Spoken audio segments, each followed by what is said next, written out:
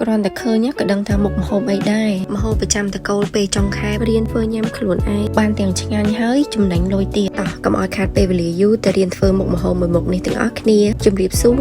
ស្ដីបងប្អូនទាំងអស់គ្នាថ្ងៃនេះ Do It Now មានមុខម្ហូបមួយមុខចង់បង្ហាញទៅបងប្អូនទាំងអស់គ្នាគឺឆាសៀងដំបូងខ្ញុំមករៀបបន្លែជាមុនសិនចំពោះបន្លែគឺយើងមានការ៉ុតត្រសក់ត្រាបតកួនខ្ទឹមក្រហមនិងម្ទេសបន្ទាប់មកយើងយកបន្លែទាំងអស់ហ្នឹងយកមកលាងទឹកឲ្យស្អាតលាងឲ្យបាន3-4ទឹកមកបងប្អូនដើម្បីឲ្យវាជ្រះដីល្អចំពោះបន្លែបងប្អូនអាចជ្រើសរើសតាមចំណង់ចំណូលចិត្តផងបងប្អូនបានបន្ទាប់ពីលាងបន្លែស្អាតអស់ហើយខ្ញុំមកហាន់សាច់ម្ដងចំពោះសាច់ហ្នឹងគឺខ្ញុំជ្រើសរើសយកសាច់សក់យើងយកមិនច្រាមវាឲ្យម៉ត់ល្អបងប្អូនក៏អាចជ្រើសរើសយកសាច់ជ្រូក3ជាន់យកមកធ្វើក៏បានដែរឥឡូវដល់វគ្គចម្អិនម្ដងឲ្យបងប្អូនយើងបើកខ្ទះឲ្យក្តៅបន្ទាប់មកគឺយើងដាក់ប្រេងយើងកលែងវាឲ្យសព្វខ្ទះទាំងអស់បន្ទាប់មកគឺយើងចាក់ខ្ទឹមសចូលម្លីងវាឲ្យឈ្ងុយយើងម្លីងវាឲ្យឡើងក្រហមបន្តិចបន្ទាប់មកគឺយើងចាក់សាច់ជ្រូកចូលដែលយើងបានច្រាមវាបាញ់មិញ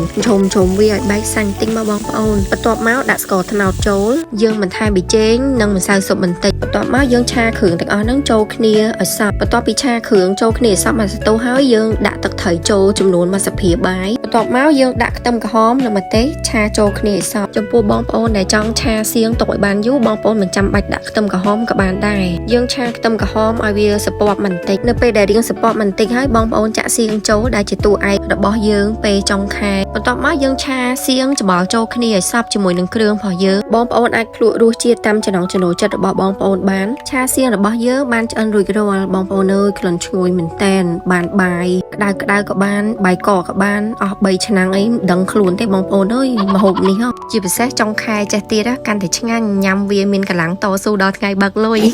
គាត់តែឃើញហ្នឹងក៏តំណងដែរបងប្អូនអើយជាតិតែម្ដងមើលហើយកុំភ្លេចធ្វើញ៉ាំឥឡូវណាអរគុណ